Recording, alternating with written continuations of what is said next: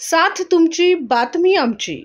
IPL 2025 स्पर्धेमध्ये 69वा सामना Mumbai Indians विरुद्ध पंजाब किंग्स संघात खेळण्यात आलाय। या सामन्यात मुंबई इंडियन्सला अखेरच्या लीग सामन्यात पंजाब विरुद्ध पराभवाचा सामना करावा लागला। पंजाब किंग्सनं मुंबई इंडियन्सचा 7 विकेट्स आणि 9 धावांनी पराभव केला। या पराभवासह मुंबई संघ आता पॉइंट्स टेबलमध्ये 4थ्या स्थानीच राहणार आहे। त्यामुळे मुंबईने आता टॉप 2 मध्ये जाण्याची संधी गमावली आहे। मुंबईने स्पर्धेची सुरुवात पराभवासह जशी केली होती आता शेवट देखील पराभवाने केलाय।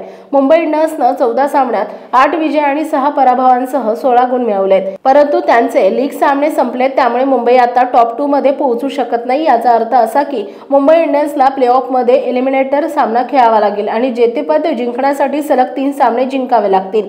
मुंबई इंडियन्सनं पंजाब विरुद्ध सामन्यात खूप चुका केल्या, ज्याचा संघावर परिणाम झाला। मुंबईच्या फलंदाजांनी देखील खूप निराशाजनक कामगिरी केली। कर्णधार हार्दिकनं सामन्यानंतर वक्तव्य केले। हार्दिक म्हणाला, ज्या प्रकारची खेळपट्टी होती ते पाहता आम्ही नक्कीच 20 धावा कमी केल्या होत्या, पण असं कधी कधी होतं। आम्ही चांगलं क्रिकेट खेळत आलोय, पण आज आम्ही चांगलं खेळलो नाही, ज्याचा आम्हाला फटका बसला। IPL मध्ये असं पाहायला मिळतं, या संघानं 5 ट्रॉफी जिंकल्यात, त्यामुळे ते नेहमीच अवघड असतं। पुढे बोलताना हार्दिक म्हणाला, तुम्ही थोडं कुठे कमी पडलात की बाकीचे संघ पुढे होत सामने जिंकण्यासाठी तयार असतात। सर्वांसाठी साधं सरळ सांगणं असेल, ही एक चूक झाली, यातून शिकूया आणि प्लेऑफसाठी सज्ज होऊया। आमच्याकडून ज्या चुका झाल्या त्यानंतर शोधू, पण एक फलंदाजी युनिट म्हणून आम्ही 20 धावा जास्त करण्यात मागे पडलो।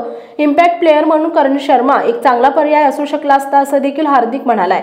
आम्ही अश्विनी बरोबर उतरण्याचा निर्णय घेतला। संपूर्ण हंगामात हीच रणनीती होती। या खेळपट्टीवर त्याची गोलंदाजी फायदेशीर ठरेल असं आम्हाला वाटलं। मला वाटत नाही की गोलंदाजी युनिट म्हणून आम्ही आज चांगले होतो।